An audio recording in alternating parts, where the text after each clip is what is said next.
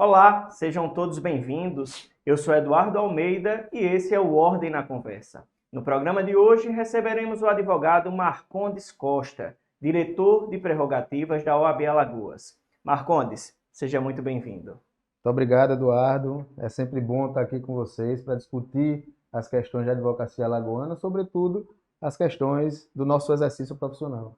Marcondes, um tema muito frequente nessa área são os direitos, as garantias que os advogados têm. E aí eu já começo com uma pergunta polêmica. Defender prerrogativa é defender privilégio?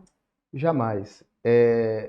Etimologicamente, a palavra prerrogativa, né, ela vem do latim praerrogative, e lá, naquele instante, era sim uma panagem.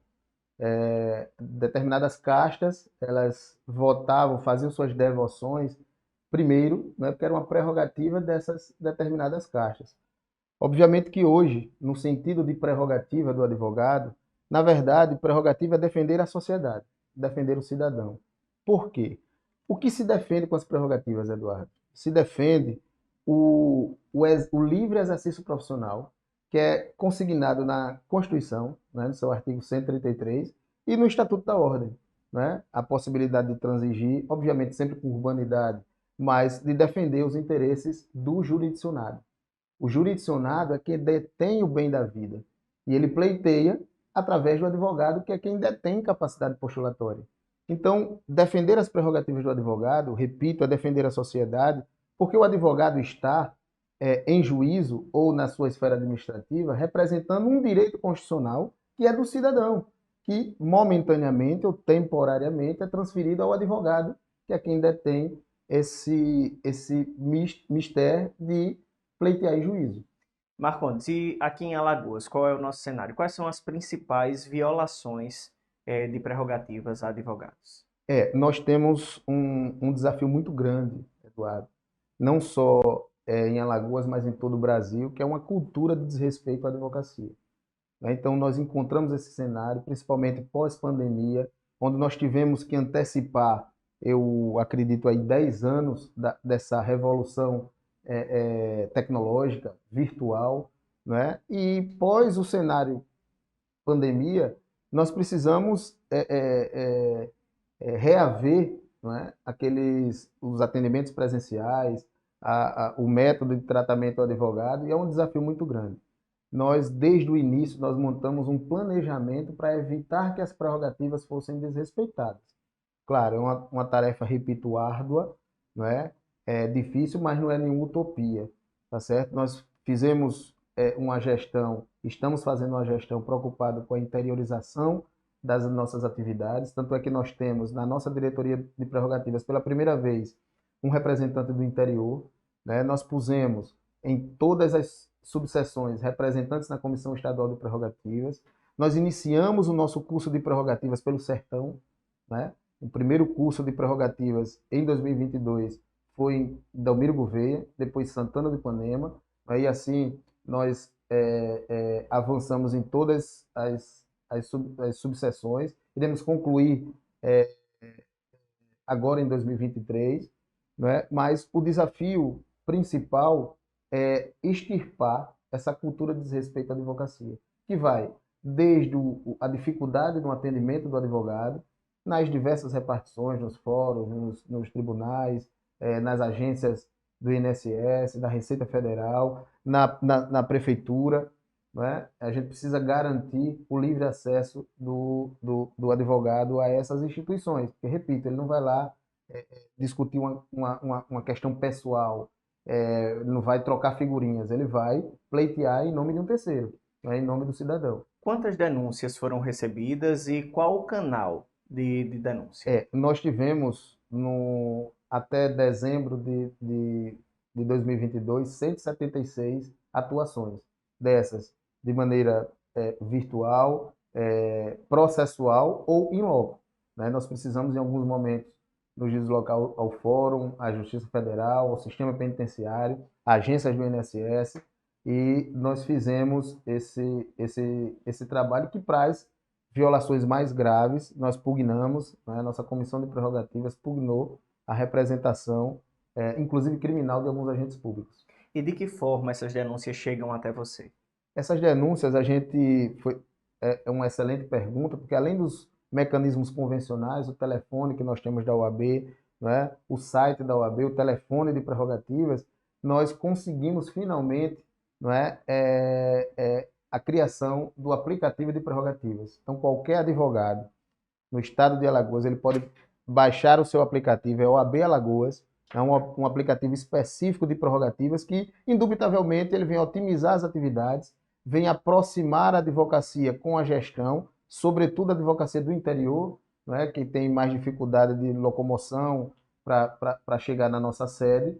Né? Então, esse aplicativo de prerrogativas está em perfeito funcionamento, que ele pode não só conhecer, né, de forma sucinta os direitos básicos do advogado, não é? A composição da diretoria de prerrogativas, mas entrar em contato diretamente com o WhatsApp das prerrogativas e formalizar suas denúncias, inclusive anexando fotos e vídeos. Então, acho que é uma conquista que a gente vai utilizar bastante. Como é que quem está assistindo a gente, o advogado ou a advogada, pode ter acesso a esse aplicativo? Ele vai no seu smartphone, né, seja ele qual for, ele põe lá na busca para baixar o aplicativo, que é o OAB Alagoas.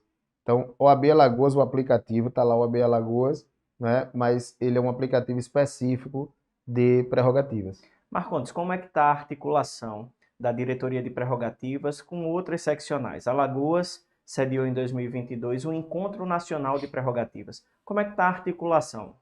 Olha, é também pertinente a tua pergunta, Eduardo, porque a gente tenta, na medida do possível, sempre uniformizar, padronizar as nossas atividades. Óbvio, a gente tem que entender as especificidades regionais, mas a atuação da diretoria de prerrogativas, ela segue o norte, né, para todo o Brasil, porque, repito, a violação de prerrogativas ela acontece no Brasil inteiro, né, mas a gente sempre está em contato seja de forma virtual, em aplicativos de mensagem, seja por telefone ou pessoalmente, né, com a nossa direção nacional, né, a Procuradoria Nacional de Prerrogativas, o Diretor Nacional de Prerrogativas, né, e a gente sempre está fazendo esse bate-bola para que a gente possa ter mais efetividade nas nossas atividades. Eu lembro que em bate-papos, em conversas informais, você me falava também de um trabalho preventivo feito pela comissão, pela diretoria, desculpe.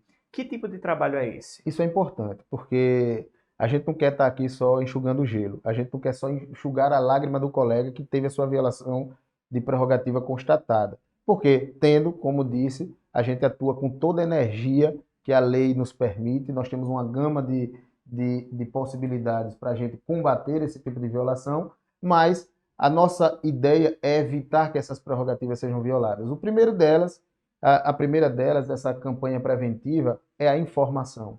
Eu diria que eu digo sempre que o nosso principal método de combate à violação das prerrogativas é o conhecimento. É conhecer as prerrogativas, não só o advogado, mas os agentes. Então, durante o ano de 2023, 2022, nós fizemos várias reuniões com Poder Judiciário, Ministério Público, as forças de segurança, esferas administrativas, para que a gente pudesse informar, né, os direitos do advogado, inclusive sugerindo no curso de formação de policiais, policiais penais, uma matéria que incluísse prerrogativas do advogado, né, nem que fossem 2 horas. Nós estamos ainda caminhando nesse processo, né, para que também o agente público conheça as nossas atividades, o exercício profissional. O advogado ele não está lá para atrapalhar o serviço de ninguém, ele está lá para exercer o seu papel, né? E isso é importante. Outro ponto que a gente destaca é o pleito que nós é, é, estamos tentando, né, ainda, mas já nos reunimos com a Assembleia Legislativa, com o governo do Estado, para a gente tentar modificar a Lei 5.247, para incluir como falta grave um ilícito administrativo de violação de prerrogativa do servidor público estadual. Depois a ideia é ir para os municípios e fazer essa inclusão. Óbvio, se é crime para alguns casos graves de violação de prerrogativa, não teria sentido não ser falta grave esse mesmo ilícito administrativo, e isso a gente está pleiteando. Afora isso, nós aproximamos o diálogo com as instituições, exatamente mostrando a necessidade, né, de respeitar o cidadão, né, através do seu advogado, né, que pleiteia em nome daquele senhorzinho que está lá no campo, por exemplo, o advogado previdenciarista consegue uma aposentadoria, né? Senão ele não ia conseguir subsistir, né? Depois que perde a sua capacidade laboral. Não é? O próprio advogado criminalista, né? Que livra o cidadão de uma injustiça, de que ele fique encarcerado por um bom tempo. O advogado civilista que vai lá e consegue uma pensão alimentícia, um direito sucessório, uma herança que aquela pessoa achava que não teria direito. Ou seja, são para essas pessoas que o advogado atua. Então, repetindo aquela máxima que é a tônica da nossa gestão, né? Que a advocacia é respeitada, a sociedade estará protegida. Você já falou um pouco sobre a quantidade de atendimentos que a diretoria fez, mas em que isso resultou? Esses atendimentos, eles resultam em quê? Qual o desdobramento que uma violação de prerrogativas ela pode vir a ter? A maioria dos atendimentos e dos chamados que nós recebemos, nós conseguimos resolver é, sem precisar da medida mais enérgica. Então, nós já resolvemos casos, por exemplo, o cidadão na central de flagrante estava sendo negado o seu acesso ao seu cliente, nós, na delegacia, nós conseguimos que aquele advogado fosse atendido e fizemos reunião, né, com o coordenador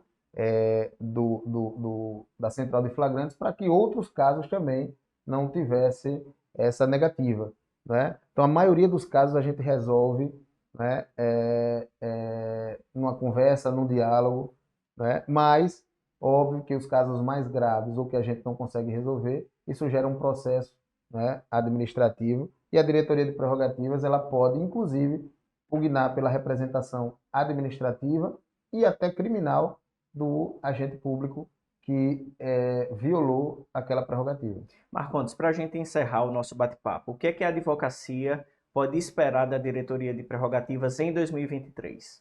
Olha, a advocacia alagoana pode ficar certa de que nós não tergiversaremos quando da defesa das nossas prerrogativas.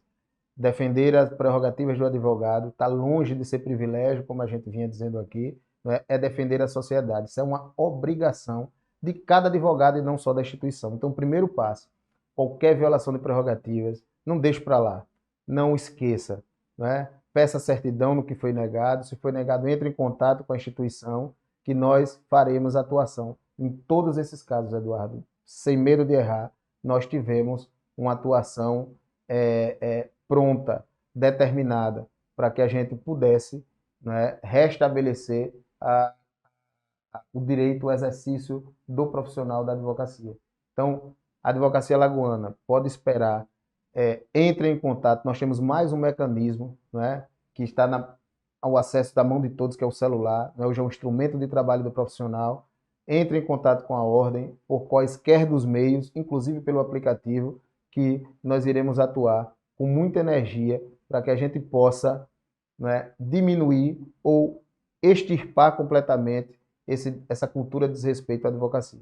Marcondes, eu queria agradecer a sua participação aqui no nosso programa. Eu que agradeço, é sempre bom estar aqui batendo um papo com a advocacia alagoana, é sempre bom falar sobre prerrogativas. Não existe exercício profissional se não tiver a defesa da prerrogativa, por isso a importância de todos nós nos unirmos em defesa das nossas prerrogativas. Eu acho que é o único ponto de convergência que a advocacia alagoana precisa ter, é a defesa do exercício profissional. E assim chegamos ao final do nosso programa. Essa foi mais uma edição do Ordem na Conversa. Para conhecer um pouco mais sobre a atuação da OAB, acesse nosso site institucional ou nossas redes sociais. Até breve!